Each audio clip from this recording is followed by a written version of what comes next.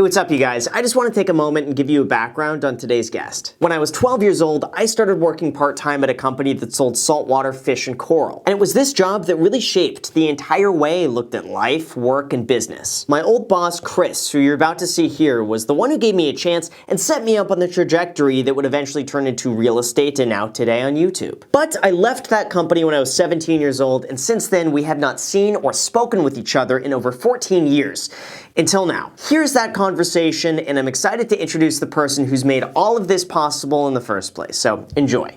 Welcome to the 57th ever Iced Coffee Hour. My name is Chris Turnier, and so far this podcast has made $68,718.74. Wow. That was good. I'm shocked. That was perfect. I'm at a loss of words. That was the best one I think we've had so far. Ever. I don't believe it. You guys are It's lying. true. You're lying. You're lying. You're all true. lying. Jack never lies. It's No, true. I I never can see it in lie. his face. He lies. Good intro. More importantly, it's an honor it's his to have you eyebrows. here. An honor to have thank you here. It really is. Thank you. I am being honest when I say this. This is the episode that I have been looking forward to for years. Like before even the Iced Coffee Hour, before YouTube, being able to do something like this. I have been looking forward to this. Now, you obviously know based on the title, but you are my first boss ever.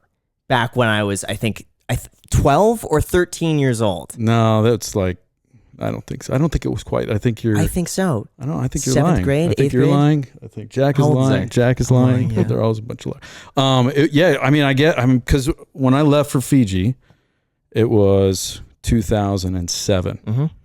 And so, where were you in 2007? Just barely you were leaving. I was barely leaving the company in 2007. Right. So, but at that point, you graduated high school, I think, right? And then you flunked out of college because Graduated Flunked out of high school. Yeah. and because of Reefer Madness, Yeah. because of my company. Yeah. So I mean, we weren't robbing cribs at that point, but. So yeah, I don't know. I mean, I'm trying to remember. I couldn't at that point. I'm not sure if you were working for me for 4 years or 5 years. I'm not sure. Yeah. I think I was 12 or 13 when I started working with you. And for those that are aware, you say Reefer Madness. Yes. And people are going to assume Like it's Reefer. something else. Something. Smoking the reefer. Yes. Is it not? No, it is not. It is not smoke. It's a reefer because we are technically reefers. Yes. So reefers basically mean that you're keeping a reef tank. It's an aquarium with corals and tropical fish. And it's a crazy addictive hobby. Yeah. That I've been doing for a long, long time. Yeah. So, and still just as addicted to this day. So Right. it's something. So when I was 12 years old, I think it was either 11. I was 11 years old. I was 11 years old and I got bit by this saltwater aquarium bug. And my mom was not about the saltwater tanks. She thought it needed too much maintenance, but my dad was on board with it. And so we ended up getting a saltwater tank set up. And at that time, I would spend all of my free time basically after school on like reefcentral.com, which was basically, it's a forum of other aquarium enthusiasts who would come together and talk about their love for like keeping fish and coral. And we would share our like thoughts of and about husbandry and like how to grow this stuff. And I would be getting home from school and basically from like 4 p.m. to 9, I was on reefcentral.com, just like posting. And there were live people on the other end that were getting back to you? No, they were robots. You're Yes. kidding. No, yeah, mostly robots. It's right. The good live people. Who do you Are think I'm you talking to online? serious? Yeah, they're crazy. Crazy. You're Check what sort of question on it. If you go online on a forum, it's who's on the forum. other side? It's a forum. Who would I be It's talking not a to? bunch of bots. No. Who would I be It's talking to? crazy, addicted. Oh, so it's a human. humans. It's a forum. It's This imagine forum Reddit. has got thousands of users. Yes. Like imagine Reddit. Yeah. Okay. But imagine before Reddit and communities like that, there were bulletin boards and forums, which would basically be a website that you go to with like different I know. sections. I've been on forums before. Okay. Yeah, So that's that's what it what- was. So they're humans on the other end. Yes. What forums do you go on where there's not a human on the other end? I'm just saying. It's just, Okay. get it so, clear. So there are other people on the other end. Were you one of these other people? You use the forums? Yes, I was. Actually, at one point, I did a lot of, because there was a lot of questions about specific corals and how to care for them and what this is and what that is and where to put it in your aquarium and so on and so forth. So I would go on there, try to ID stuff, try to tell people what their care was. It was a lot of work. But yes, I used to do that a lot. Yeah. I'd love So I was really into this. And I would say maybe when I was like 13 years old, there was this guy, his name was Dave.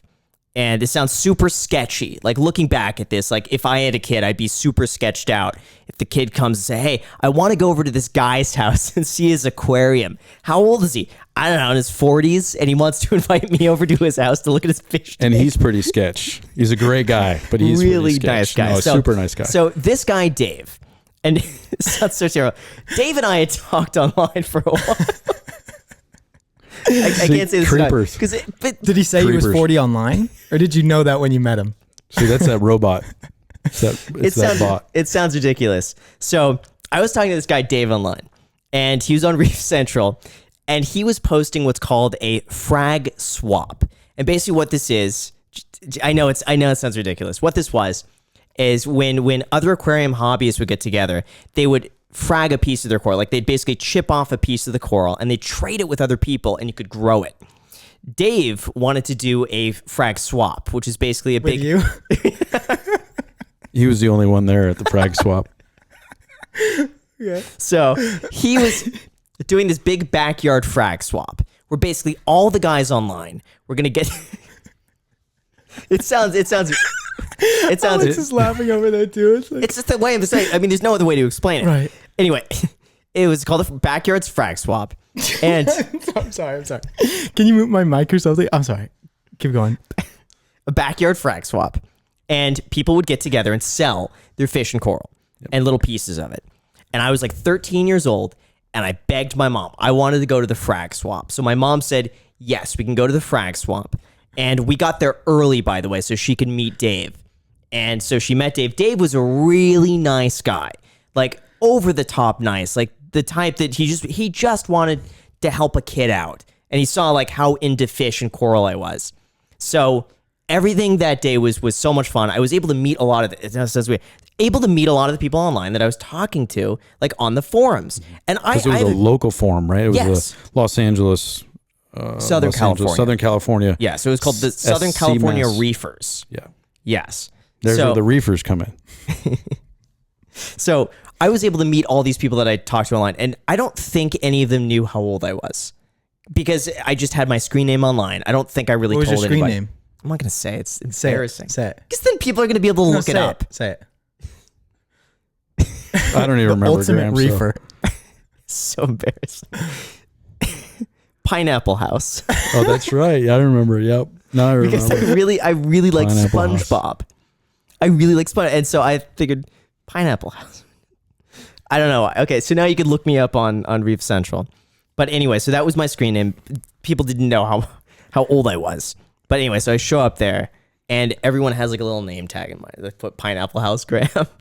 And I'd show up and basically meet everybody. And I was so excited to be able to buy like pieces of fish and coral.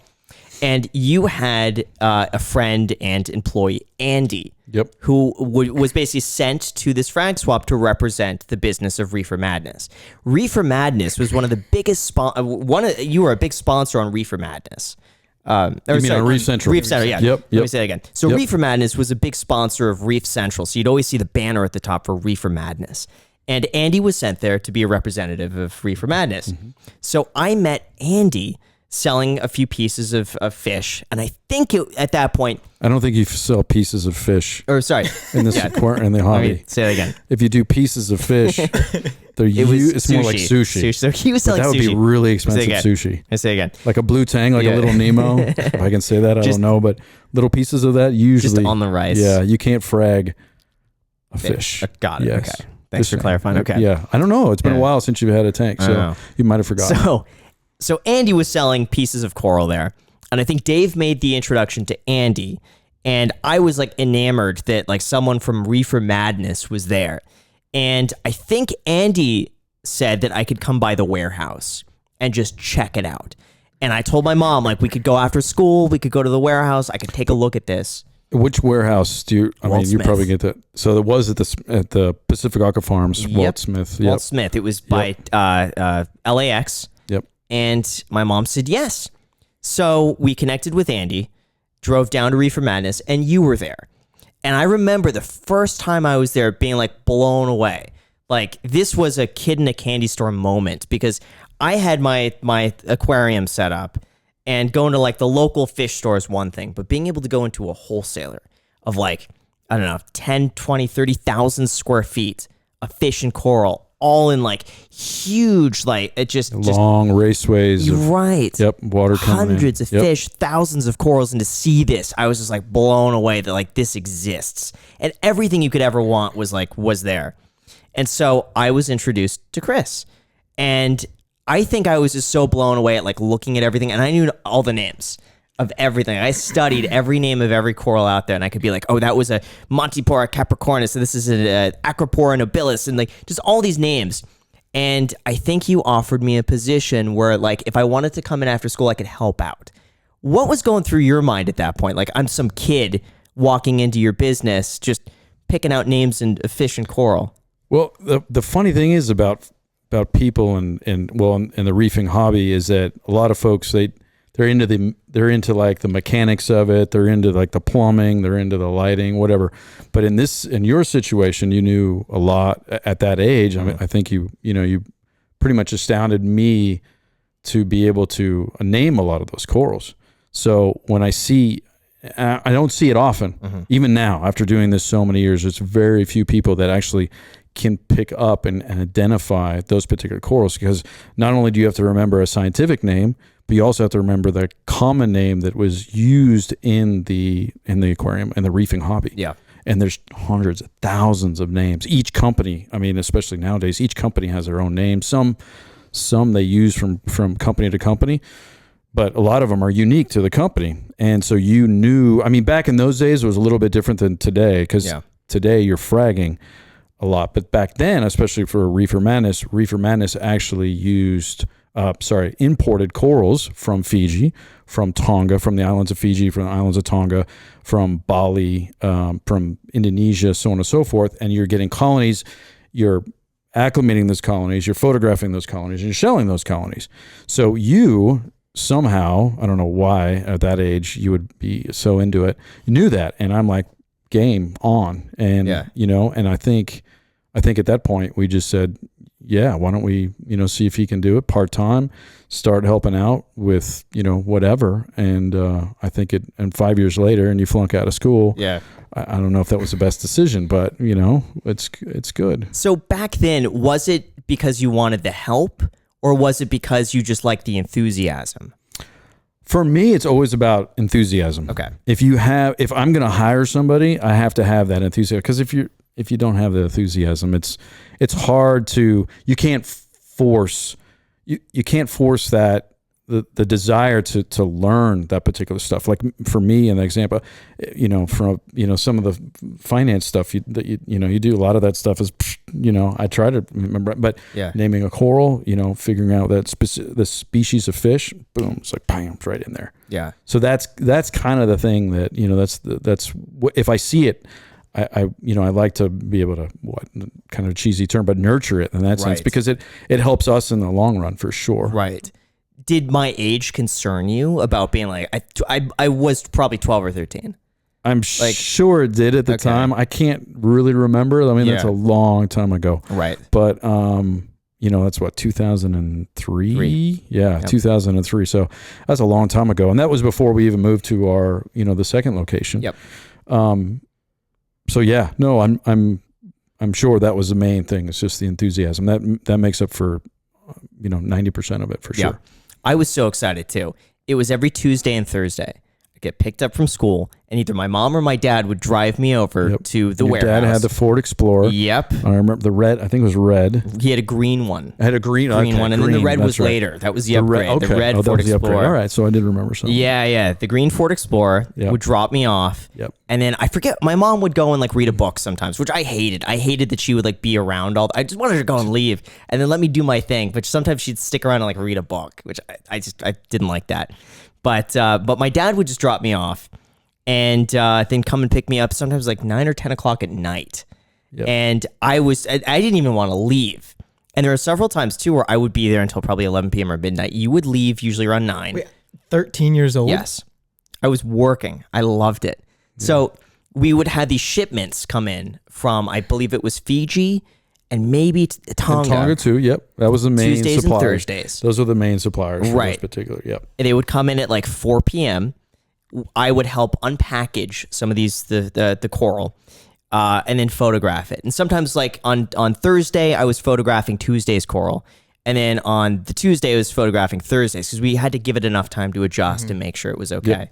And I just was obsessed with photographing as many different corals as I could. Because we would get boxes and boxes. It would probably be sometimes 100, 150 corals in a shipment. Right. So, and you're unboxing them. You got these big boxes. I mean, we call them coffin boxes because they're huge. Yeah. They're massive, and each box would probably hold between 8 to 16 corals, I'd say, for an example. And then we'd be unpacking those. And then you have to put them in a certain location in those tanks with a good amount of flow going by them. You let them what's called polyp out. And polyps are they have little like discs coming out all the sides of the branches of the corals. And those have to open up before you can photograph them. So you got to give them that amount of time to be able to open. And that was your job. Yeah. Would you stay until the work is done, or would you finish up the work and kind of just hang around and look at the coral and stuff like that? Both. I would hate to ever leave a job unfinished. But if I finished early, I wouldn't tell my parents to pick me up because I would be there. I loved just being able to look because I could keep the lights on. And I don't know if that was responsible back then because I was the only one in the warehouse, like 13, maybe 14 years old. And I had the code to the front and I think I had a key or something like that. But I would be the one at like 10 or 11 p.m. Remember you telling me do the code and then I'd have to lock the door when I left. And I loved it. I loved having the whole place to myself. We had the radio going, and I could control the lights, which I thought was the coolest. Like I could keep the lights on above the coral. And yeah, I would ideally just keep going until I was finished, but sometimes there's too much. And by like 11 p.m., my mom or dad would say, "No, this is enough. We got to stop." But I would just keep going. But yeah, and I think you were responsible to getting those uploads done for me, so that was it was a pretty important job. Who was doing the job before Graham? Me. You were. Yeah, most part. Yeah. Huh. Yeah. Yeah. I mean, that was my responsibility. I mean, the main thing is always reaching your deadlines for those, but making sure that those products, because the cool thing is, and it's unusual, I think, even to today, is having what you see is what you get. Products. So I believe you were one of the first to do that, by the way. Yes, and that was before Reefer Madness.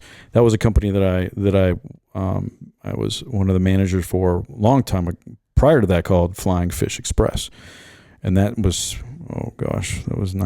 that started 97, and we were the first one at that point to do the what you see is what you get corals.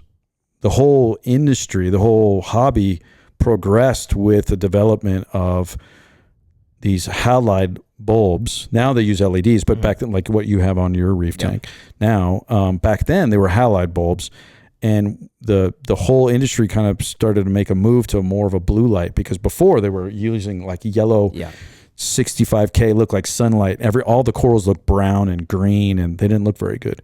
But we started making this move toward this blue lighting, and it just made the corals pop. It brought out this phosphorescence. So that was the whole goal, is to produce these what you see is what you get corals. And that was what that's what your job, taking those corals, photographing them, making sure that the color was true using Photoshop, and an SLR camera at that point. Actually, I think we were using your camera. It was at Sony. Yep. That thing was Sony killer. CyberShot. That was killer. That was an amazing camera back in the day. Yeah. It was a Sony CyberShot. Because we used something. It was we one used of the a big, long Canon, wasn't quite as good, but then you brought your Sony, and there was this huge barrel, and had a Carl Zeiss lens. And that thing, and even today, I mean, those Carl Zeiss lenses are they're really good lenses. So back in the day, that was I'd still consider that a decent camera to this day, which is amazing. think so too. It was able to get really good macro shots, which back then, by the way, I think this was like a 7 megapixel camera. What are they at now? How many megapixels do they have now? These cameras right here, no, like 22. But how much do they cost? Over $2,000. Yeah. All right, so I found it. Okay, so this is it.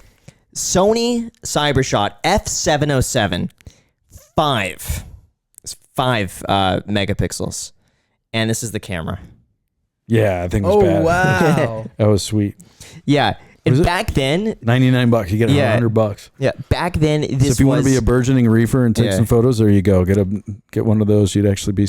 You could still get some decent shots. This was like the camera of cameras. Right now, an iPhone would probably do like 10 times better. But this was the camera to get back in 2003. My iPod Touch, like 4th generation, was like 5 or 7 megapixels. That's funny. Yeah. But back to Reefer Madness, the other thing too that was unique was that you were one of the first to really go online with fish and coral and sell individual pieces in the what you see is what you get category. What sparked that besides the Flying Fish Express? What made you want to go off on your own from that? Well, I was also I was the very first, and I get cursed at because of it, but to actually attempt to name corals down to a scientific level and actually give them specific names. Because before I came around, it was green acropora, for example, which green is a specific staghorn. Staghorn or blue staghorn or, whatever, purple, whatever. Yeah. And so I took it to the next to make it a little bit more personable, because reefers, as we call them, are very they're addicted. They love it. So the more personable you can make the coral, the more you can assimilate with something in real life.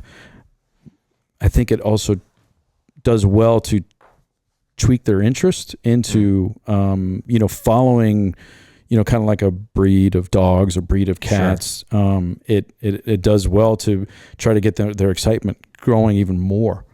So I think that was part of it. But just the technology has come along. Yeah. Came at that point was coming further, and then like I mentioned about the blue lights, the 20K bulbs or the 15K bulbs, so on and so forth. That also brought out a lot of corals, the colors that you didn't see previously. Right. When did you come up with the first name? Really naming the corals? That was actually Flying Fish Express with those clams. Okay. We started, but we went even further. We started, doing names that would get even more off the wall. I don't know if I can say this, but I mean, one that always sticks out to me, like Supergirl's nipple. We had some crazy, that was a name of one of the corals? That was the name of one of the corals, because it was a coral that it was blue and green. I did, of course. It was blue and green, and it had all these like projections. To that, yeah. It was all the projections, and when you would cut one, and when you'd frag one off, it would be pointed, so on and so forth. So, and then somebody would glue that to their rock, to their live rock, to their structure in the reef tank. I had all sorts of those. Well, I did some reefermadness.us. Yep, I did some stalking. I watched the speech you gave. Which one? Which one? I don't know. It was one of them, but this is the screenshot. And we'll put this up on the screen for everyone to see. But you know what? I want you to. There it is. But I've got much better images. This is a screenshot. Yeah, I just did a screenshot. Okay. Oh yeah. So see, some of those are nuts. I got to find one that's so good. Before we go into some of the names, your reasoning behind these names was that it just gave a more personal touch. Yes. The coral. Yeah, it just made them funny. It made it funny. It made it to the point where, just like clickbait, I think a lot of reefers would look forward to coming to that page, because they would see these crazy, these off the wall names that, whether they purchased the coral or not, it made it that much more interesting. We came up with some really wild names. It was the more it didn't make sense, the better. Time to sell your kids because we have this outrageous something and something. Yeah. We had some like, your wife is going to leave you after you buy this like crazy coral. Just like, we had nutty names. Is the coral community just like, are they the people are? It made no sense, but a lot of people would purposely come to the website, and the website had a consistent schedule of refreshing. So you knew, I think, at like a certain time on like a Thursday morning at 9 a.m., the website would refresh, and everyone would come to the website, and they would either see the cool colonies that came in, or they would read the names for fun, because the names were all so just, they made no sense at all, but they were funny. They were off the wall. It was different. There was nothing really out there. Yeah. There's nothing, to this day, I don't know. How much did it take to start the business? Let's talk about some of the financials. Well, let's see. The website back then, I think, was probably it was right around between 50 and 20K to build because of how much it was a lot. We had this guy named Skip who actually did the lot of the web development. He basically did the web development. I never liked Skip. Skip was always very short with me. What qualms did you have with Skip? What did he do to you? He just was never friendly. He was, at least to me, he was never like an overly. He wasn't a warm guy. I like Skip. Skip was cool to me. I mean, maybe because I was the owner, but whatever. But maybe you were just, you were kind of snotty to him. Maybe I was. Maybe I had the attitude. But maybe it was at the end of the day, and he didn't want to deal. Potentially, yeah. So, but yeah, he built this, and he built this guy, this Monty, our mascot, and he did this. I mean, 3-dimensional artwork for it, which was pretty cool back in even the day. He took these colonies of zoanthids, which are these singular polyps that have all these crazy colors, and he stretched it out of a 3-dimensional, stretched it around a 3-dimensional frame, and he built that, and he built the structure of the website, and then we had to pay rent to Pacific Aqua Farms. So because we actually rented raceway space. So from these raceways, these long raceways that we talked about earlier. And we paid rent for that and for an office where we did our photography work. Do you and then remember our how much the rent advertising was? And what's that? Do you remember how much the rent would be? I don't remember. Okay. I don't remember. Like 1,000? It was probably around there. Okay. It was probably around there. Because I do remember that when we did move to our own location, couple years later, that it was, I remember the rent was quite a bit higher. I mean, and it was more of a struggle for sure. Cause the electricity and because we were running these massive 1,000-watt bulbs over our systems, that the electricity went much higher. So the rent and the electricity and, and so on and so forth. So the initial costs was the website. And the website really didn't change a whole lot over those years. I think, but I think we were using Dreamweaver for the structure of the website. But it wasn't a database-driven site either. Because back in those days, so it was really just people emailing us the number of the particular coral, and then my lovely wife would actually go in and with her amazing customer service would mark those particular and then the people would pay for it. Wait. Yeah. So was there not a checkout? No, not back to those days. What? Yeah. Wait, how did this work? It was like basically first come, first serve. A lot of it. Via email? So you would have to email. Yes. I think it was like Christine at reefermadness.us. Yep. With the SKU that you wanted. Yes, in the very beginning. Wow. In the very beginning. And then I think we progressed toward a shopping cart as it worked. That was one of the main pushes. Wow. But you'll see, for the very beginning, it was not a shopping cart. It was not database driven. Where did you get the money to start it up? Because 15, 20 grand for a website back then, that's plus all the overhead. So it's like 20, actually, Walt and Deb, and we kind of worked together and made that happen. So yeah. Wow. So it was a chunk of change, but they were doing importing from Fiji and then exporting from Fiji and running Pacific and supplying Pacific Aqua Farms. Yeah, some of those, it just kind of progressed and worked. And I might be off on that 15, 20 grand, but I'm pretty sure it was pretty close because of how much artwork and how much time. I mean, that guy Skip worked on it for quite a few months before it was ready. What was that like running your own business like that? Because taking it from the small little raceway to then having your own shop, I think it was 2 employees plus myself. It was Andy and Myrna. Myrna, yep. And I was there. And then, Grant. I don't know. It was all natural. It was a natural trend, and then Christine, of course. Yeah.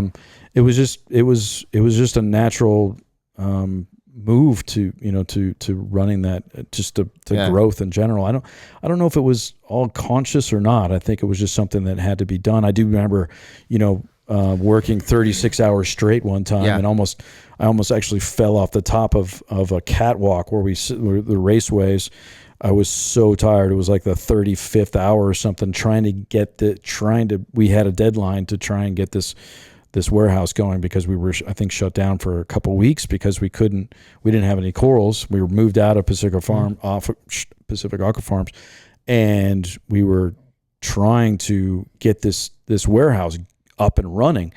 And I just remember working 36 hours on top of this catwalk, trying to set up these lights, and everything started getting, wonky. And I like had to catch myself on one of the bars. Otherwise I would have like gone head first, like 15 feet down onto the top of the raceway. That probably would have been very pretty, but luckily, we made it through and we got those systems running, and we got salt water we had a big saltwater bin. We actually brought water up straight from Scripps, UCSD. They had basically there was a company that was getting water from kind of a deep off of San Diego County, and it was trucking it up to us, and that's what we used for our systems. And yeah, it was a cool time. It was hard. Yeah. I remember how much you were working, like all the time, late at night. You were constantly, even weekends, Saturdays, Sundays, you were working nonstop. Yep. I still do the same. Nothing has changed. Yeah, it's not much changed. So I'm a little confused. So you were the manager of Reefer Madness? No, I was owner. I was part owner. So yeah, I basically ran it. Yeah. You're part owner of Reefer Madness. Yes. Got it. What was the day-to-day business like? Because I remember being like, I think I was 15 when you moved in. It was 2005, and seeing some of these orders come in for $1,000 or like $1,500, and in my mind, to me, that was all profit. Like, I didn't get the concept of like, you have overhead, you have expenses, like everyone working there is getting paid. It's electricity. So I would think, wow, like I thought back then, like I'd see these orders like $6,000, and I'd be like, wow, $6,000. Yeah, like 25 orders a day. And right. Yeah, we had good business, but yeah, no, because you have mortality. So because these are living corals, and unfortunately, sometimes those corals don't make it. They don't survive the shipping. They have some issue that comes in later. So it didn't always do well. You have overhead. I mean, the cost of heating the place or cooling the place, the cost of FedEx, the cost of advertising, the cost. I mean, it's just one thing after another. It was not incredibly profitable for selling colonies. On the other hand, selling fragments. Now, once you get a fragment and you start selling, that can become, once you get a self-sustaining, you become a gardener. Yeah. Then it becomes a bit more profitable. Yeah. Let's talk a little bit more about Graham's relationship with you as his boss. Okay. 'Cause that really excites me, Let's talk about it. So obviously the relationship between a boss and his employees is very unique because, like, you have one person giving orders, one person receiving orders. Was there ever any flack between Graham and you? Was there ever anything that you told Graham to do that didn't sit very well with you, Graham? I'm trying to think if he ever gave me any kind of flack. I don't remember. He was pretty damn good. The problem we're trying. Maybe Graham remembers some, but I mean, I was a pretty easy guy to work for the most part. I just wanted my deadline. If you reach your deadline and you did a good job, I think you got a little whiny sometimes when I asked you to re-edit photos. Sometimes you got kind of whiny about it. I mean, he was making like at the end, I think he was making like $1 a coral. So if we're doing like 150 or 200 or 300 corals a week, that's for a 15, 16-year-old. Always making good. That was bank. Money. Back then, that was bank. I mean, you think about it, you can do. I don't know how many corals you were processing an hour. I tried to get with Photoshop. Oh 100 corals was my minimum if I was going in per hour. No. Per hour. No, per hour. I think it was anywhere from 15 to 30, depending on what it was and how quickly I could turn them out. Like sometimes the bigger colonies took longer because it was difficult to Photoshop and get it accurate. But like sometimes the smaller things, just knock them out. But So yeah, he would definitely get whiny sometimes when I would ask to go back and re-edit some of those because, I mean, it was a lot of work. But I had an expectation of what stuff had to look like. Yeah. Even to this day, I do the same thing, very similar to it. And I will say, okay, I got to get, this has to look like this, and that's to look, because in my brain I know what the coral looks like. Yes. And it has to look that way. Otherwise, it's because the problem is if you produce a coral that isn't quite right, the issue is that if the color's off or it's too bright or too saturated, as this industry believes, that a lot of these corals just don't look the way they do in real life, you have to be able to tone back. You have to increase. You have to pull it back. You got to crop it right. You got to have the right. It has to be clear. It has to be concise. It has to be, it has to look right. So you're saying some sellers would turn up the saturation of the photos to make it seem like the coral was more Yes. colorful than it actually is. Yes. Because in coral, you want it to be very colorful and vibrant. Right, but not overly so. Because if you do it overly so, then it's basically false representation of a particular, the particular coral. So you got to make sure. And you see these astronomical prices sometimes for a coral that when a customer receives it, it doesn't look quite right. Like that. So back in the day, and colonies actually, back when we were doing it, like that it was actually even more difficult because obviously the technology wasn't quite the same, but but it was very easy to get carried away. Yep. For some of these corals, because they're coming straight from the islands, only a couple of days here, and in a captive environment, coming from the ocean, they get they're basically collected by. You've got in Fiji, for example, it was this massive expanse of 3,000 square miles that you could collect from, and these divers were going out to specific dive spots every day, collecting these specific corals, and it basically equated to, it was a super. I mean, they did a study. They do studies on it every couple of years, and it's like a forestry. You can have up to 3% of a forest, and it's sustainable. So they found with the studies that they were doing that the collection in Fiji was 0.0001% or something. It was crazy sustainable. So you're going out there with a hammer and a chisel, and you're finding a specific coral, and you're clipping it off right there at the base of the coral where it's growing into the reef. You knock that out, you pop it off the rock, and then you place it up on the boat. You get a big collection of it. You place those corals up on the boat. Then those are transferred to the main warehouse. They're acclimated for a couple of days or so. Then they are bagged up, shipped out, all the way to the United States or wherever they were going. It's a lot of traveling. It's a lot of travel. Yep. So the shipping costs back then was in these big boxes, like we talked about earlier. That was part of it. And then you have to take those corals, the way that they looked in the ocean is one thing, but then once they travel and they ship, they lose some of that luster. And one of the reasons why we had such large lights, the 1,000-watt bulbs on our systems, was to try and bring that color out. And with those 1,000-watt bulbs, you could do it reasonably quickly. But the same thing, you had to make sure that you didn't oversaturate those to make it look like you're misrepresenting the coral. Yeah. And then, make sure, and then it sells like that, and the customer gets it, and you complain, because customer service in this particular was very, very important. So I remember a few things. I don't ever remember getting any flack from you or Andy. Not that I can remember. Maybe there was something I did wrong or I messed up something. I think maybe the worst I've ever done is probably I've shipped the wrong coral. That probably happened at some point. That's the only thing I could think of, like an honest, because sometimes they look very similar. And sometimes I will have picked a piece. Oh, and you know what we would do to make sure, because everyone was held responsible for what they did, we would put we used to put our initials or A or G on each order, so we could always look back and be like, this order came in, it was damaged, or this wasn't correct. Who backed this order? And be like, oh, there's a G. Graham did.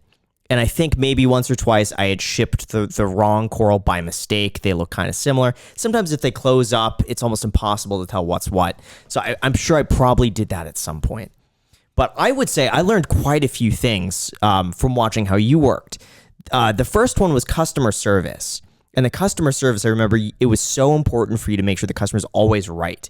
And I remember even we had a few trouble customers weren't always the easiest, but you would always give them the benefit of the doubt. Even if you knew like they were wrong, they were complaining, they just want to be difficult, you would always make it right, even if it cost you money. And I remember quite a few times too, if there was like a good customer or someone who's brand new, throw them in something for free. And I think the cost of that to you was very little. Throw in an extra piece of coral that maybe had broken off but then started growing again.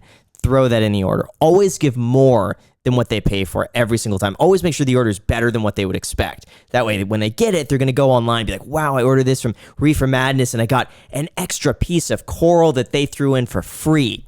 Like stuff like that. I think the overhead was very little, but they would order again because of that. The customer servicing was really, I think, the biggest thing for me. And that's the thing I've carried on this entire time, is always giving the customer more than what they would expect. Even on YouTube, just making free videos, they'll always get more than what I received back. So that was really important for me. Graham told me that, so I noticed one thing that's really interesting with Graham is that he has like a no questions asked refund policy on his Teachable, on like his courses, like on his real estate. Yeah. Link down below. Yeah. So like he has like a YouTube Creator Academy, which just teaches like strategies to grow a YouTube channel and stuff like that. And people will ask for a refund, maybe with some really like weird justification, right? And Graham will always offer them a refund within the first, 3 weeks, 4 weeks? Yeah. No questions asked. Sure, let me refund you immediately. And he said he learned that principle from That was you. Yeah. Even before we had even talked about this, it was from you doing that I was like, makes sense. And we get people, by the way, we used to do 30 days. But we would notice that people on the 30th day, on like the 23rd hour, like, you know, 23rd hour and 30 minutes in, where it's like a 30-minute window. Hey, I got it. Wasn't what I expected. You said that we could get a refund, so I want my refund. And you go and look at their progress. They've watched the whole thing. And on that, like, it's not a coin. They just want it back. Yeah. And then unfortunately for us is that like once that 30th day passes, the payment processor doesn't allow you to issue a refund. Yeah. They cancel you out and you'd have to do it out of your own PayPal. Exactly. And tax. they charge you fees on top of that. Yeah. So then I have to pay out of pocket and eat the cost of the fees. And for them, they're like, well, technically you said within 30 days. And I'm 5 minutes away from the 30 days. We do it anyway.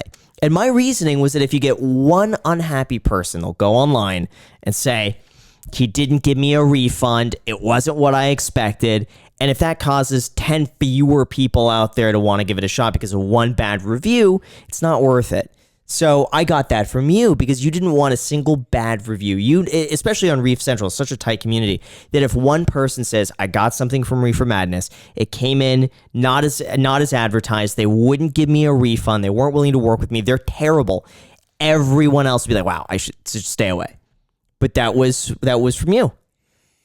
Yeah. I always, my thought was always that if the publicity is good, but and bad publicity, can take you only so far. Yeah. The good publicity is that if you have something, if you develop this, if you nurture it, and people will actually come back and protect you. Yeah. The community will actually come back online, Facebook, Instagram. What if you start getting some bad publicity, you will get somebody that will say, hey, they actually made it right for me. Yeah. And that is everything. Yeah. That is absolutely everything. So I always thought, and I never had much business, education per se. I'm a fisheries biologist by schooling. I mean, I got my fisheries degree. So this is all self-taught, and it was all just common sense to me. In that sense, is that I always thought that I needed to make sure that the customer, as I said, as you've heard through ages, customers are always right, and they are right, and now, to an extent. If you can fight it and fight a good fight, then yes. But for the most part, you're like, yep, all right. Let's move on. We got to keep moving. We can't dwell on the past, because you've seen sometimes where they just battle. They just battle. They go at it. You see you see the customer, and then you see the response, and you see the customer again, and it just gets nasty. Yep. And is that what you want? Because what do people remember? Do they remember the good, or do they remember the bad? Yeah. And almost always, most people remember the bad. Yeah. especially if it goes on and on and on. That's very true. But that's one of the reasons too why if you look up any reviews for the program, there's not a single bad review. And very few people could ever say that about anything they sell online. You got to have a bad review. And it looks like artificially too good because there's not a single person who says that I got this, didn't like it, I asked for a refund, he didn't give it back to me. And if anyone is honestly upset, they're given a refund and they get to keep it for free. So I don't think there's a single bad review out there in 2.5 years. Not one person has ever said that they've been disappointed. What other really important business principles did you learn from Chris? Yeah, honesty. So I remember I hated doing this. You made me do this. So sometimes these corals would come in and they would get brown. Like they'd come in like blue or purple, and just if they'd been sitting for like 5 to 7 days, they would kind of turn brownish. They didn't look the same as they were online. And you would have me call up to the customers and tell them that the coral they ordered doesn't look like it does online anymore. I hated it because I felt bad. I'm like, they're going to get angry at me if I tell them that their order that was about to be shipped out today doesn't look like that. And if they want something else instead. And I got so nervous getting on the phone. And like this is before like you could just text somebody. I prefer just like send a text. But their phone number would be on the order. And it would be up to me and like one of these big handheld phones, press talk, dial in the number. Hi, is this John? Hey, this is Graham with Reefer Madness. How's it? Hey, yeah. And talking to like, I was so scared. That's funny too, because I bet like you'd be like, hi, this is Graham from Reefer Madness. Like, who's running this operation? Yeah. Hello, this is Graham. Yeah. No, I don't know. But everyone was really, and they really appreciated the phone call. Like, no one was upset ever. Some people would be like, oh man, that sucks. What else do you have? And sometimes it would be, back and forth with, taking a picture of something else and sending it, or giving a store credit if they wanted to get something else. But everyone was happy that you were really honest, even if it wasn't that big of a deal. And there's a few times where I've said, like, I don't even notice a difference. Like, it's like 95% the same thing. And Chris was saying, you still got to call him because if he gets it and they're not 100% happy with it, it's going to look bad on us.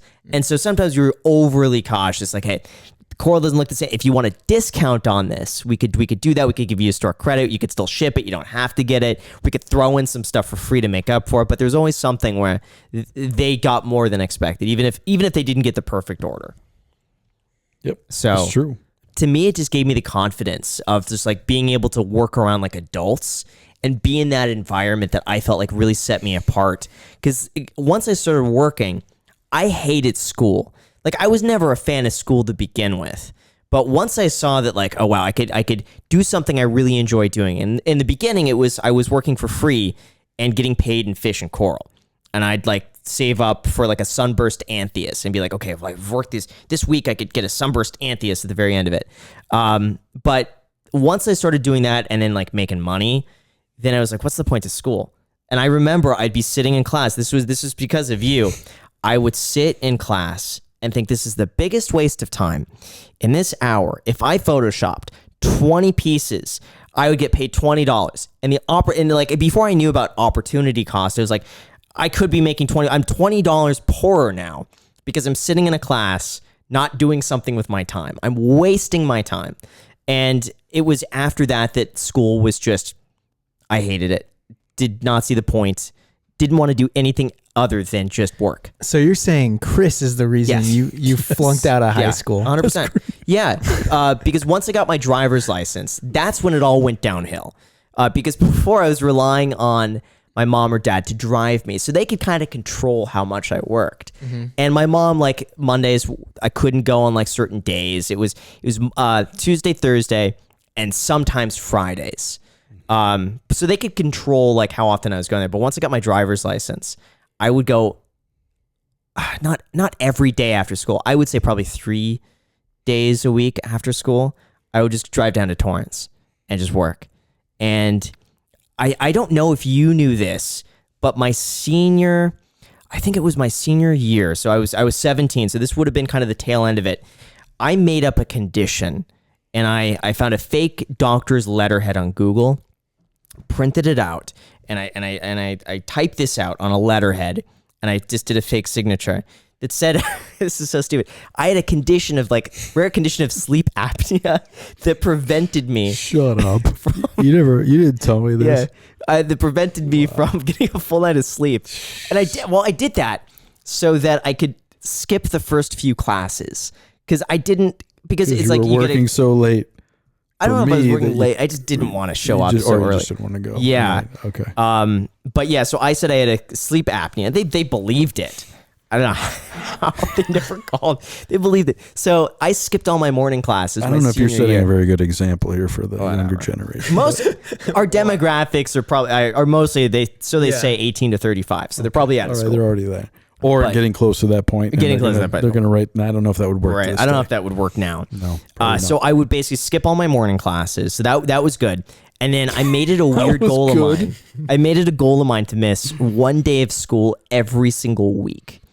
And so You I told would me about yeah, that. and That I was a worked goal. Yeah, That was a goal. One day, and I did it. How would And you miss? So I would call up pretending to be my mom, and I No. did a good imitation of my mom. Have you heard this? I don't know if you ever did it. See if I could do it without laughing. Hi, this is Stefan. I'm so sorry my son Graham isn't feeling well this morning.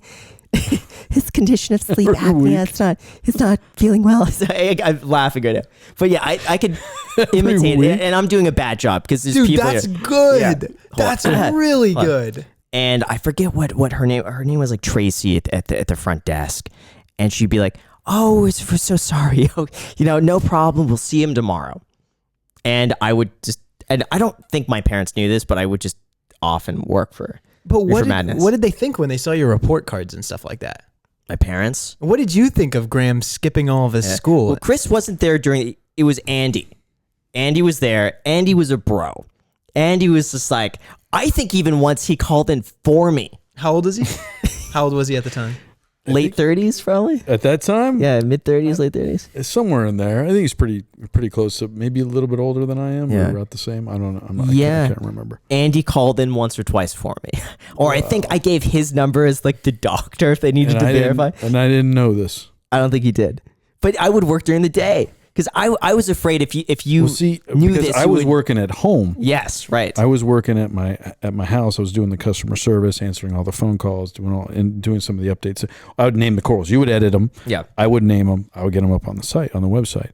So I think a lot of the days that that I wasn't up at that at the warehouse. You must have been. I was there. You were there when you. Yeah. Shouldn't have been. No, I was if there. Andy was.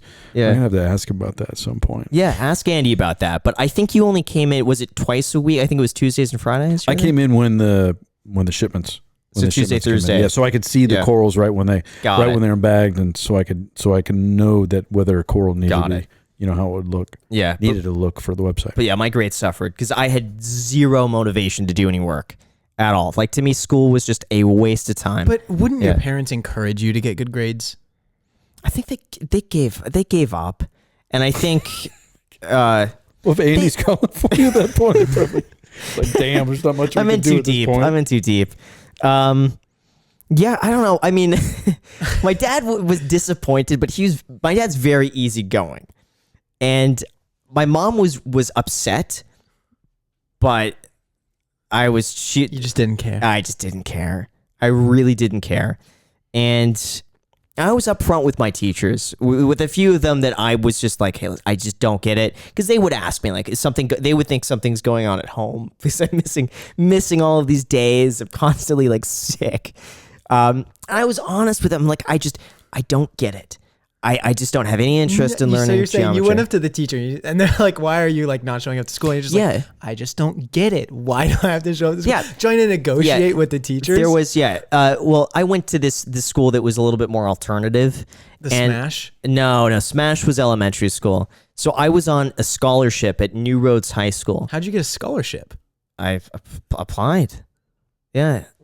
Well, not a scholarship. Maybe, what is it? Financial aid? Oh, like a grant or something? Yeah. Like a financial aid? It was financial aid. They had a percentage of students in there whose parents could not afford the tuition that were admitted. And they only admitted a few a year. And I just happened to be one of them. Chris, what did you think about Graham flunking out of high school? Did you have any opinion on that? You knew my grades were bad. Yeah, I knew they were bad. It's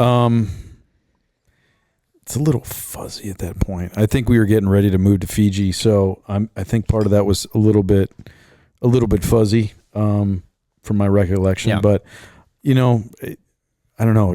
At that point, who knows? We didn't know where you were going to go for that point, but because I was winding, Reefer Menace was kind of making a different transition. So yeah, it's hard to say. I don't really recollect too much, but I'm sure I was disappointed somewhat because it's not really a great role model in that sense. I mean, now you are, of course, in some ways, but it was. I'm sure I probably wasn't happy because I was kind of led to that, but indirectly or directly, right? But when you have your passion and that was your passion, you found your passion that young, then how can you frown upon it in that sense? I mean, yes, obviously the standard is to go get your high school diploma and get move on to college, university, whatever. But if you found your passion that early, then you're. What about with your kids? You have two. Yes, boy and a girl. Yep. Do you want them to go to college? Are they going to college right now? They're already in college. Yeah. Right. They started going to the cool. I mean, nowadays you can do. You can do dual enrollment in Florida. You can do dual enrollment, which is pretty cool. As a junior, you can actually take college classes that you don't have to replicate in high school, which is pretty cool. So you can take your basics, your sciences and your maths and even economics and so on and so forth in the community colleges local, and it's pretty cool. It's a pretty cool system. And yeah, so my son's in, he's going, he's marine biology in UCF right now, University of Central Florida. And my daughter, she is a pretty cool high school, Harmony High School. They have a veterinarian. You can basically get a certificate of veterinarian as a high schooler. So you have to do a certain amount of volunteer hours. I think it's like 500 volunteer hours. So yeah, they're running the gamut. But I mean, this last year has been strange because they've had to do most of the classes at home. But they're rocking it. They're killing it. They're doing great. I just want to know a little bit, like you worked for him for what, 4 or 5 years? Yeah. Why did you stop working for him? Did you fire Graham? Did he do something wrong? No, I left him. I said, later, I'm going to Fiji. And you left and you moved the business to Fiji? No, actually, I started working, my business partner for Reefer Madness, Walt Smith, I basically started working for him and his wife running the mariculture farm in Fiji. So that's what I basically ran. I left Reefer Madness. Why? I never understood this because I think when I was like 16 or 17, I never understood like why the behind the scenes or like why that happened or like Well,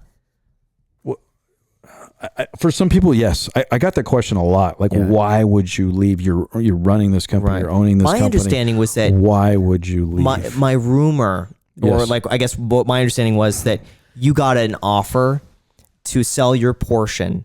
And that it was just such high stress, such big hours, and it made sense to take a step back. That was my interpretation. I don't think anyone told me this. I think that just went through my mind. Not really. I think I'd always had a dream. My wife and I really had always have a dream to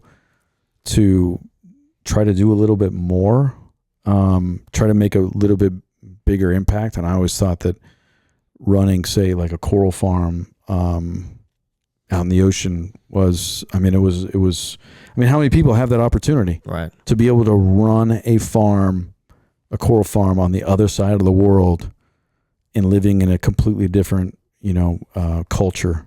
I mean, because Fiji is it's completely different. It's not something that you can't take the same things that you can from here. You have to go to like 4 or 5 different grocery stores to get the groceries that you would, here you go to Albertsons or whatever and you pick whatever you need up. There you have to go to, a meat market. You have to go to a grocery store, one grocery store to get your milk and another grocery store to get your butter and then the farmer's market to get your vegetables. Wow. Yeah, 2007, I think, is the last time we've seen each other. So yeah, long time. Yeah. Long time, yeah. So have you followed, like, did you find out about a YouTube channel, or we kept in touch briefly about 10 years ago on Facebook? A little bit, yeah, Facebook. And you had mentioned something about artwork, because I was doing some artwork too. When I came back from Fiji, I started doing some art, and you were saying, oh yeah, you should post it on Reddit and so on and so forth, and I couldn't figure it out. No, okay. But I always, I followed your, I see your Facebook posts about your Hollywood, all the actual properties that you post on Facebook back in the day, and just like, damn, this, he's got it going on. May have flunked, but he's the classic, school wasn't right for me, but I found my niche. So yeah, always followed you, and then your exponential growth now on YouTube. It's incredible to see. So yeah, but yeah, I mean, I've always watched from afar, and thought it was hats off to you, bro, to be able to take Thanks, what I taught you indirectly or directly in that sense, and nurtured your passion for for your goal to have a lotus. And that was always what I always remember. Your goal to have a lotus, that orange lotus that that you Dave's not Dave bought one, but Dave Palmer and Pacific Aqua Farms, and you'd see it every day, and you just like, man, it's got to be mine. Yeah. And so yeah, and to see that, to be able to take that, and to to see what you've driven from there, it's amazing. For me, it was just a lotus. That's all I wanted. Yep. When I first saw that lotus, I'm like, that was my only goal. It was just, I want enough money to buy a lotus. That was it. That was Jack with the Tesla. Jack wanted the Tesla really badly. Yeah, but not yet. Not yet. Not yet. I tell Jack, my advice to Jack is that as soon as he gets the Tesla, it's immediately it's going to be something else. But it's really nice to have that carrot, to have that little carrot dangling. Was that for you? Was that the same for you? Like once you got carrot? the Lotus, you were just like, what's next? Yes. Really? Yeah. What was next? House. House. Yeah. But for a while, the Lotus was it. When I got the Lotus, I'm like, I'm set. That's it. Don't need anything else. As long as I have the car, I'm chilling. But yeah, that lasted about 6 months. And then I was like, okay, next is I got to get a house. All right. Yeah. Well, speaking of artwork, I got something for you. I don't know if you want to. This is what I do on my spare time when I'm not working at Worldwide Corals. I've got something. This is cool. This is my other. This is kind of like a housewarming gift, I think. Here. So this is what I kind of do on my side. I take these. Wow. I take. I took this barn down in Tennessee. It was one of my stops, and I basically carve tropical fish on my free time, and this is called a candy basslet, and it's basically carved. I draw it out, I carve it, and then I paint it, and it takes me hours and hours and hours. I probably have 100+ hours in that piece right there. I see how detailed it is. If you put like UV light on it, you'll see a whole different animal. We got to do that. Different fish. Wow, it's got pretty cool scales. Yeah, there's we'll get some B-roll of this. Even the mouth. This out with I carve. Look at the back. Well, I mean, I've got a jigsaw. So I draw it out by hand. I draw all the fish and that is anemones. So cool. No, this would actually look really good against the black to find some spot. Part of me wants to put it by the tank, but I feel like it wouldn't stand out enough. above. Yeah. Okay. Well, we're gonna find some spot. If you can like Yeah. hang like a UV light on it, Okay. like blasted, you know, you We'll can see it find in front them of the on Amazon tank. or whatever. But Okay. if you can just like a spotlight on it, and It's you can, so cool. so it's it's kind of a cool little. Do you sell these? I do. I sell them. I don't make a lot of them because I work so much, but so they're kind of a limited. I will never probably make another one of these ever. Okay. Of the candy basket. Wow. So it's a limited edition. You'll never see one. Well, you know what? We'll like put that. the link in the description. Cool. You might sell out pretty quickly. How many are for sale right now? There's a few, but it's always something I working for. So There's a link in the description, guys. Yeah. So I have a feeling you'll sell out of these. so The link in the description, you could get one. they're pretty. Thank cool. you, man. So yeah, I love uh, look at the level of detail, Alex. When you see this thing, it's nuts. yeah, from the gill plates to the Yeah, different that's pretty fins. incredible. Yeah, like everything is just like looks like And it's a 120 perfectly year old correct. piece of barnwood. Wow. Of all things, it's white oak. So Thank you. so that's something you can because I see you have some really cool artwork around your place. So Yeah. this I think will go well with it, mix in well Love with it. it. Thank you so much. Yeah, very cool. You're gonna see a lot of subscribers now be like, I got one. I know I'm gonna get need to Instagram produce. pictures. Look at what I got, Graham. And yeah, like I said, I mean, I feel like I owe like so much of just what I've learned along the way to Reefer Madness, and like having that first job and just getting the experience of working at a young age and like being able to like be surrounded by adults and see how people work and like the business behind it. Even if I didn't fully understand like what I was doing or what was involved, was so important for me. So really, like sincerely, thank you for that opportunity. Absolutely. And the corals part of it, like I said, I currently work for Worldwide Corals, and it's an amazing place to work. And I mean, it's spectacular all the different corals. We have a 1,500 gallon reef tank. We have a 1,200 gallon lagoon with mangrove growing out of the back of it. You can look it up on Instagram and on Facebook and on YouTube. Yeah. And it's an amazing place. And I run the web department there. So all the corals that you see on the website, it's very similar to Reefer Madness in that sense. Yeah, that's cool. The customer service is almost exactly. I've built it to almost be exactly the same, and the care and the making sure that we produce products that are true to life, and growing these corals out and names and everything that we do. I've realized this on my own, but I feel like Graham works best if you just leave him alone. And it seems like you're a pretty hands-off employer. And I am not a micromanager. I never have been. I don't like being a micromanager. I think that people always second guess themselves when you're micromanaging. Mm-hmm. So they second guess their own abilities, and I can't stand it. So I'll give you a goal, and I'll say have at it, and then I'll give you some little tweaks on the way, and then then I think that develops, and the product that they produce gets better and better and better. That's how And Graham you can likes see to it. work. See, well, Even to this day. But see, that's how I like to work. But I feel like I do get micromanaging. Do I, Jack? I feel like I do. A little bit. Yeah. But like, You micromanage? Yeah. a little bit. I'm but I feel like I'm meticulous. Like everything Well, has to be Maybe precise. in this particular one, you're having you've got how many 3.19 million 3.2. 3.2 now. Wow. After We this, grew. it'll be more. We so grew, yeah. So 3.2 million subscribers. You probably need to more so. But yeah. in the beginning, you're very micromanaging, but now you've kind of realized that I feel like you've drilled in these principles into my head, so I'm pretty on it with most things. In the beginning, it was deadlines for Jack. We had an agreement that the podcast would be done 24 hours prior. And then I was sitting there 24 hours being like, it's going to be soon. It's going to be.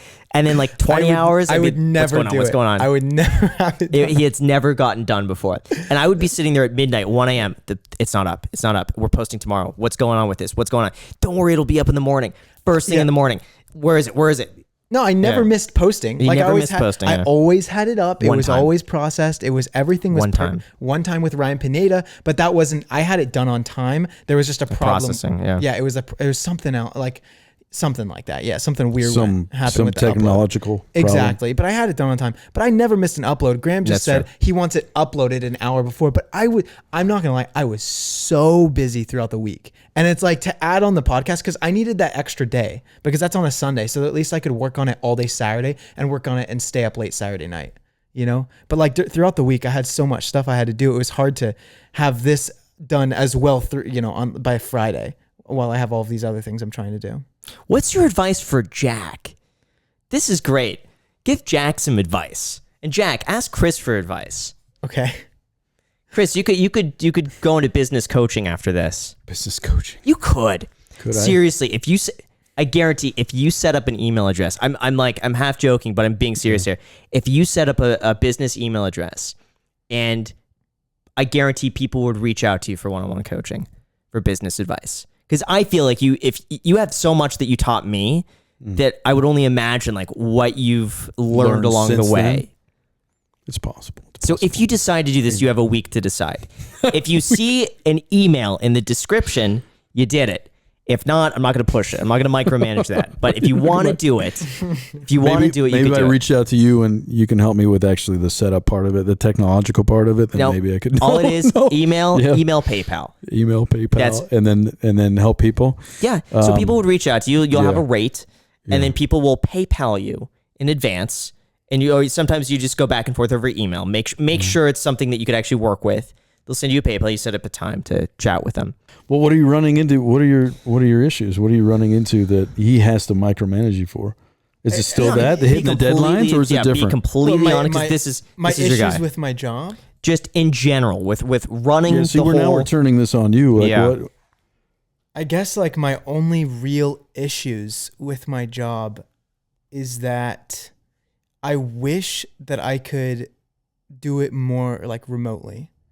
Like because I try to visit my family like at least once every 2 weeks, but I've been here for, it's like, I think like my fourth week in a row that I've been here. And I like to spend like a weekend with my parents. And also I know that like a few years down the road, it's going to be really difficult for Graham and I to be able to do that kind of stuff. Like, especially even when I buy a new house, when I buy a house in Las Vegas, I'm going to want to live there and I'm going to want to stay there throughout the day. But Graham is going to want me to come here. But most of the work that I do, I can do it remotely. Graham, I think just like likes my physical presence in the room if we're like going back and forth on thumbnails and titles. Although it may be the exact same thing if it's over the air, you know? My defense to that is that Jack is free to go whenever he wants to if you want to see your family. I'm never holding Jack hostage. So anytime, sometimes like weekends like this are planned out like a week or two in advance. I'm like, okay, this week we got this thing planned. Next week we also have people flying in. But for the most part, it's completely open. So just so you know, but No, also, he doesn't hold me hostage. Yeah, I never hold Jack hostage. Yeah. But no, I feel like I've noticed a difference between in-person collaborations that you just can't do over a Zoom call. And there's some sort of magic that'll happen if we're working over a title or a thumbnail and we post, three really main times a week. And that's that in-person collaboration going back and forth and that like tension in the room of neither of us could think of a title. You don't get the same thing and the same effectiveness over Zoom. Well, I think for you, you do have to have some down. Do you have any downtime? Yeah, I've definitely, like, since we hired Alex, like, I'm actually working I'm working reasonable hours. You know, obviously, like, I usually start like later than Graham, but I usually go later than Graham. Yep. Like, I'll be able to go out, play spike ball with my friends at 5, come back at like 8, do maybe like an hour or two till I go to bed. So I have like reasonable hours. I can take off time. I can come back. I'm happy with the amount of working right now.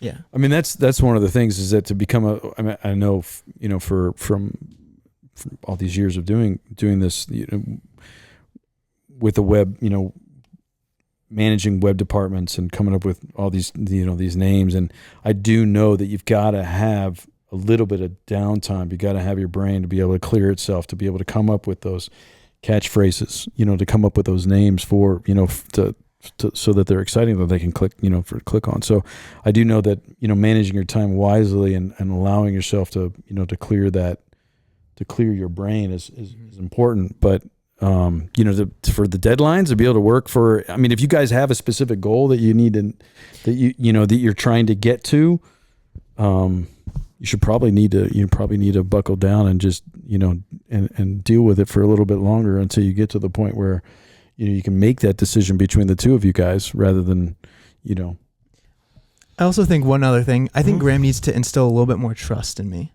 because You mean like I did with him back in the day? Yeah, like he'll if I want to make a have you- decision. Do you have? I mean, are those?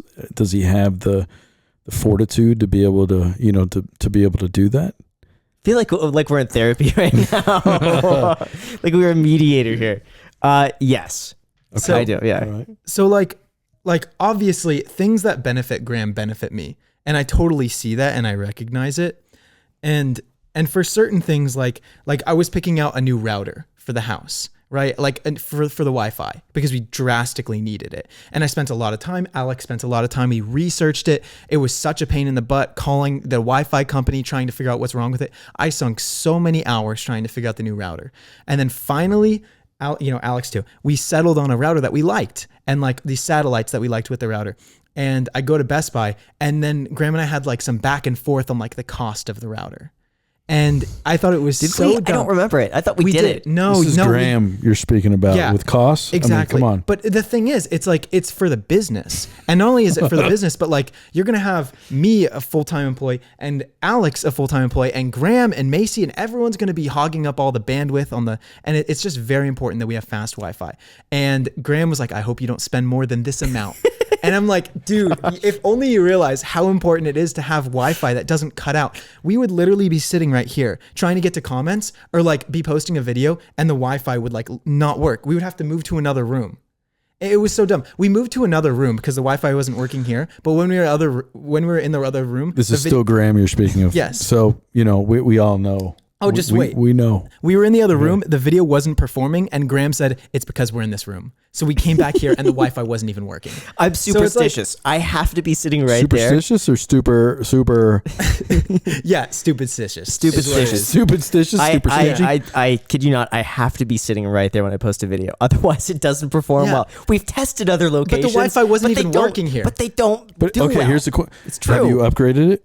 I upgraded the Wi-Fi. And now you But- don't have to sit in yeah, this but there was particular some flack location? from I do. I Graham. still sit there. You still sit here Yeah, but because the of- Wi-Fi's good. Yeah. Okay. Yeah. But there was flack from Graham, and it's stuff like that where it's like, obviously, what I want Trust. is going to be what is best for what is, for Graham, and what is best for Graham is what is best for me. So here's the thing.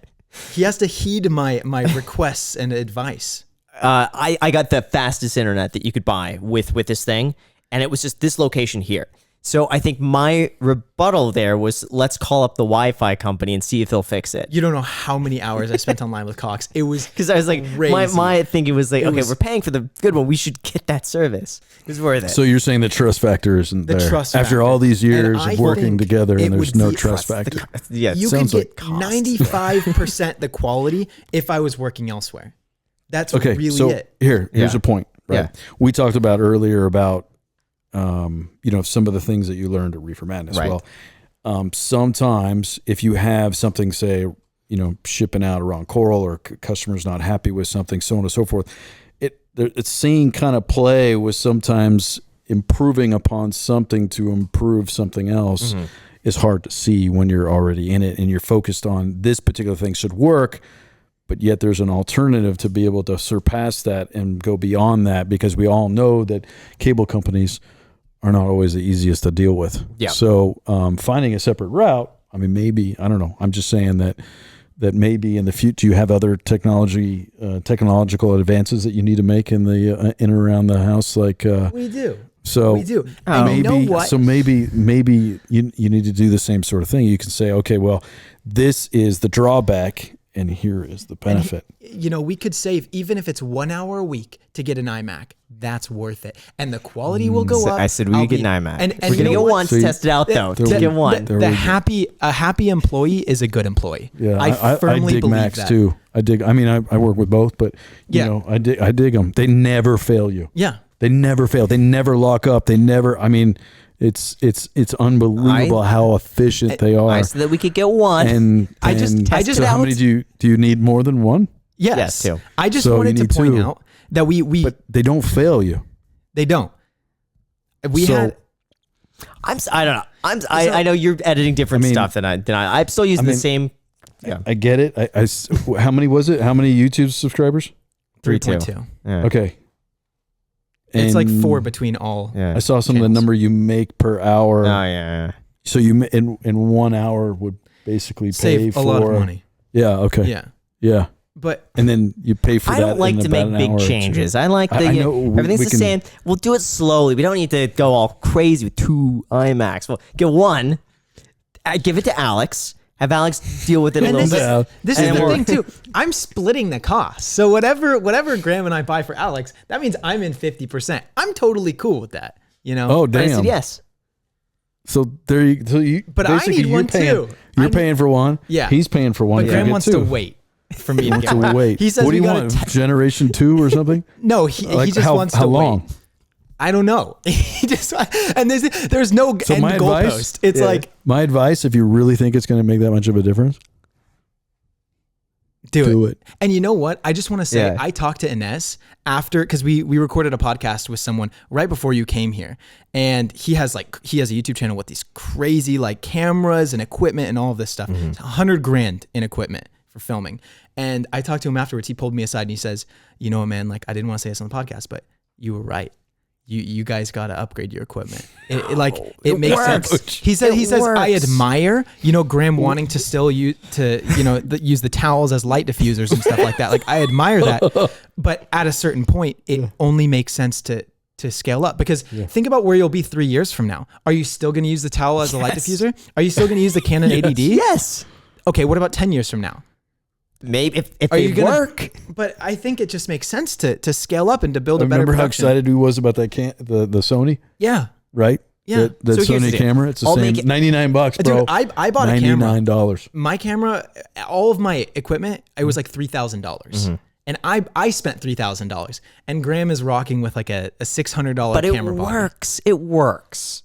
It does work. That's what it's like. Why fix what isn't broken? It's been working this entire it's a better time. experience, I think, for the viewers to have it just is. I mean, the only thing that I always see is that, and I sometimes do this too, on Graham's behalf, is that if it does work, you can see all your upgrades. But the problem is, a lot of times with upgrades is that unless you have somebody that isn't comfortable to make that upgrade, you always fall back to what works.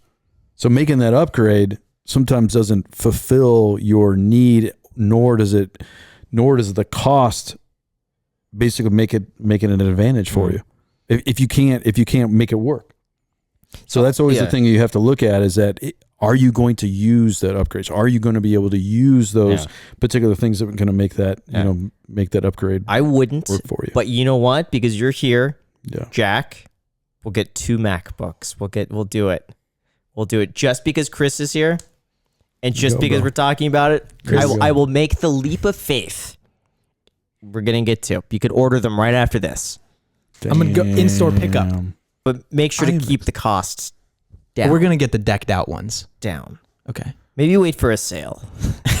Is there a Memorial but wait Day a minute, sale? wait a Alex minute. has an Apple Card. Wait, you just said Yeah. make the purchase after this, after the podcast, but now you're saying wait for Yeah, a now sale. I'm thinking. Now I'm thinking. Now I spoke Macs so don't- soon, but now there's Macs a sale. That's your go on- problem, you're thinking Macs too don't much. go on sale. That's true. Alex has an Could be Apple a Card. You get Memorial 5% Day. or Oh, 3% yeah, off. or 5% something. off, okay. I don't know. See, I'm excited. See, now you need to pay me. Oh, That yeah, email, I'm yeah, gonna the set that email up. consulting, Yeah, there you go. I'm very excited. Even though I'm dropping probably like $2,000, I'm very excited. Very excited. Alex Alex is giggling Alex is in the giggling background. over in the corner. Yeah, you We're can see happy he gets for a you. computer too. We're happy for Look you. at that. That's All pretty right. sweet. Yeah. Awesome. Cool. Thanks Anything so else? much. That's Yeah, great I got advice. one more question for you. If you could go anywhere in the world, where would you go? Because you've done a lot of traveling, right? Ooh, can I answer this question too? No. Where would you go, Jack? Anywhere. Thailand. Why Thailand? Because it's cheap and the culture is beautiful. It's a beach town, but it's also very green, It's beautiful. The culture's cool. Jack actually had a trip scheduled to Thailand, and then the illness hit, Yeah. and then it was It was my canceled. first time out of the country. Shut down. Yeah. Yeah. Where would I go? Yeah. I mean, it's always been a dream to like I think I mentioned to you earlier, to dive with the white humpbacks in the northern islands of Tonga. Mm-hmm. That would be something else. Or with the mannas. There's a few locations where you can dive with manta rays. I've done it once. I dove in with a manta ray once out in the middle of nowhere. Actually, Christine and I this captain we were with, and he's like, we thought it was a plastic bag in the ocean. And he's like, no, that's a manta ray. Jump in now. And we just got through on our masts and just in the middle of nowhere, in the middle of the ocean. Like you can't, like you can see islands, but they're, probably a mile away. And we just jumped in, and sure enough, here's this manta ray just feeding. He's just doing these loops, and we're, chugging him after, flying, swimming as fast as we could behind him, watching this manta ray just do these loops and just eating the plankton. And that was incredible. So to see something like that, or to even, to dive with the white humpbacks, that would be pretty. Yeah. The humpbacks of the South Pacific, they're basically most of their body, like 3/4 of their body is just this white, and it's just incredible. Why haven't you done that yet? Work. I just working so much. Me. I mean, I just work. I just do a lot of work. If I'm not working worldwide course, I'm working on my art, and or usually it's like one day of art and doing artwork, and then the second day is a family day. So where we spend one of those days being a family and doing stuff as a family. So for the most part, yep. Is it possible to get time off? Like, how long would you need? To make that trip, you probably need a good 10 days, probably 10 days or something. How long is that to travel? It's a haul. 20 It's a haul. Hours? No, Tonga's not quite as far. Fiji's 11 hour flight. Tonga's depends. I think you can go through Hawaii. You can go Hawaii and then down to Tonga, I believe. There might be some straight shots out of LA. But yeah, going from Florida over, it'd probably be a good 12 to 13 hour flights. Yeah. Cool. Well, I would like to do that for you and Christine. Whoa. So damn. you literally let me know when. We'll make it happen. Okay. Dang. All right. You going to come with me? Are you going to come with me? Maybe. We'll see. If you come with me. If you and I don't know Mason if I come can with get me, the time off. you're going to, if I can make it, you can make it. Then I can show you. Why I moved to the islands of Fiji. Then you can see why. Well, then if I go, then Jack and Alex have to go too. Yeah, I mean, Macy. we could make it. And well, obviously, Macy's assumed. Yeah, you can. Yeah, we could make it that would be a pretty crazy. That would make some trip, good wouldn't it? That would be vlog incredible material. footage, wouldn't it? We just got to get Christine away from slowly get her away from being camera shy. Right. Yes. Okay. Realistically, do you know when you would be able to get 10? Well, I don't even know if off? I don't even. It'd probably have to be if we could do it, it would probably be next year. I would have to go. Okay. But, let's aim for that then. Yeah, because I think with the corona and all this stuff, it's all still shut down. But it should open up. Should open up by then. All right. Yeah. We'll make it happen. That'd be but that'd be a lot of fun. That would be my gift to thank you for everything that you've done for me. And I think that would be a fun experience. That'd be fun. Yeah. Well, perfect. For sure. There we go. Going to Tonga. You're getting two IMAX, and now you're going to Tonga. Look up Tonga. Tonga's a pretty cool place. This is a great episode. This is a testimonial for you as a business coach. You should be doing the same thing too, because you got Jack a MacBook, or what is it, an iMac computer, and a trip, and Alex is obviously going to come along, so we could vlog it. You should do the business consulting. I would do it $175 an hour. Okay. That's what you should be doing. All right. That's Will you a actually good do price. it? Yeah, $175 an hour. Yeah. Do that. Will you actually do it? 45 minutes. Would I actually do it? Yeah. Sure. Okay. I'll do it. If the email's in the description, you did it. If not, then no worries. I don't want to press it, but sure. But yeah, I think that's Jack great value. That's great. Jack value. will testify it worked for him. It worked for me. Yeah, and it cost me money. So there you go, Jack. All right. Is there anything else? I don't think so. Just really appreciative that you came on the podcast. Very nice to meet you. Yeah, absolutely. It's been absolutely. It's been a long time. But this is a lot of fun. I mean, this just happened. Just hit me up a week ago, and Christina are like, let's make it happen. Yeah, it's an adventure. I love adventure. Yeah, I love adventure. This was totally a last minute thing. It was like, how's this weekend? I was sure. Let's do it. Do it. Yep. I mean, it was cool. It was fantastic of you to be able to work us into your crazy busy schedule. So we did it. Yeah, you did it. It's, cool. Been a lot, but thank you so much for coming on. Yeah, thank you pleasure. for everything. My pleasure. It was a lot of fun. Cool. It's cool. This is a really good experience. It's fun. It's loose. It's not, and I think that bodes well to bringing out the personalities of the true personalities of people that you have on your show, which is awesome. It's not it's not in a situation where you feel like you have to, be outside of yourself. Exactly. Which is very cool. And I appreciate that. Thank you guys. Well, you're welcome. Thanks so much. And thanks so much for the fish. So with that said, you guys, thank you so much for watching. I really appreciate it. We're going to link to your information down below in the description. But before you leave, make sure to subscribe, hit the notification bell, hit the subscribe button, and also you could get your free stock worth all the way up to $70 down below in the description when you sign up for public. You may How as well do much? it. $70. 70. It used to be 50. It's going up. Now it's $70 for a limited time, and you could potentially get a completely free stock of Tesla. So if you want that, down below in the description, use code GRAHAM. That's it. It's pretty much like free money. So enjoy. Thank you guys so much for watching, and until next time. Okay.